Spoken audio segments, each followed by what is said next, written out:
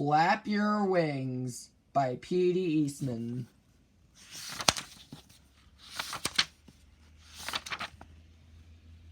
An egg lay in the path.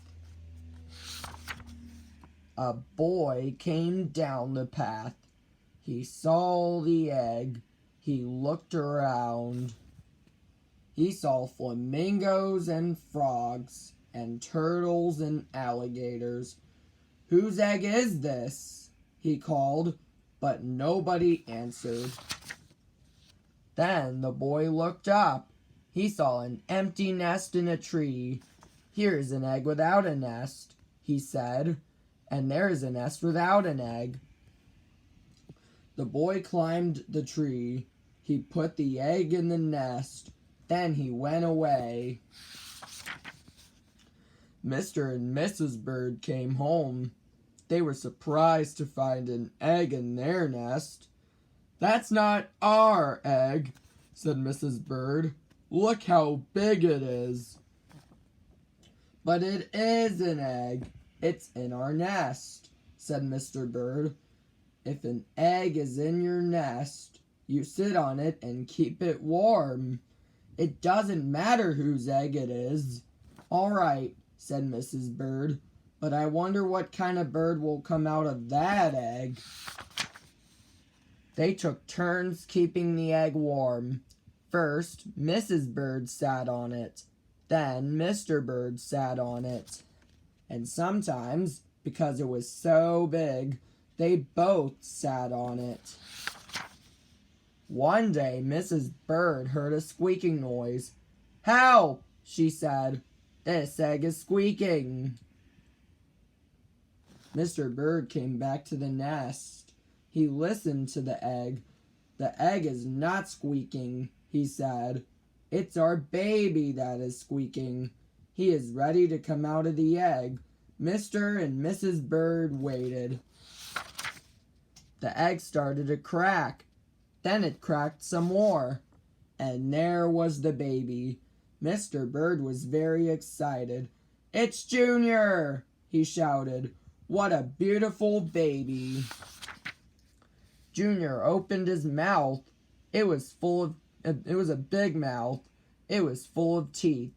"That's the funniest looking baby I ever saw," said Mrs. Bird. "Something is wrong. I don't think he's our baby at all."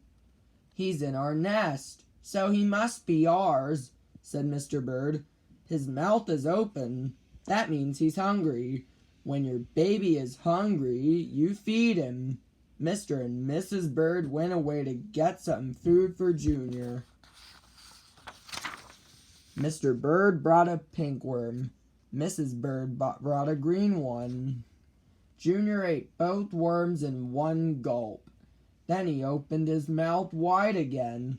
"We have to get Junior lots more to eat," said Mr. and Mrs. Bird. Hour after hour, day after day, they brought food for Junior. Mrs. Bird got berries and cherries. She got butterflies and caterpillars. She got dragonflies and mosquitoes. She got ladybugs and tiger beetles. Mr. Bird got crickets and spiders. He got grasshoppers and snails. He got red ants. He got black ants. He got centipedes too.